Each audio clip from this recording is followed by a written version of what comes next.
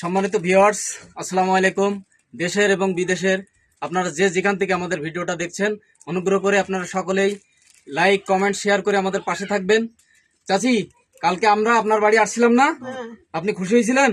আপনাকে দেখে কালকে আমার আসলে হৃদয়ের ভিতরে একটা অনুশোচনা সৃষ্টি হয়েছিল, খুব মায়া লাগছিল। আমরা আজকে আবার না এসে পারলাম না আপনার কাছে। তা আমরা আপনার জন্য কি নিয়ে আসছি বলেন তো? বলেন তো কি নিয়ে আসছি, আপনারা অনুমান করে একটু বলেন তো। দেখতে পাচ্ছেন না? এই দেখেন আপনার জন্য কি নিয়ে আসছি, দেখছেন? বলেন তো কি এটা, বলেন তো। দেখছেন কত সুন্দর একটা শাড়ি নিয়ে আসছি আপনার জন্য, দেখছেন? হ্যাঁ, আপনার কি ভালো লাগছে? শাড়িটা পছন্দ হয়েছে আপনার? খুব সুন্দর লাগবে আপনার শাড়িতে।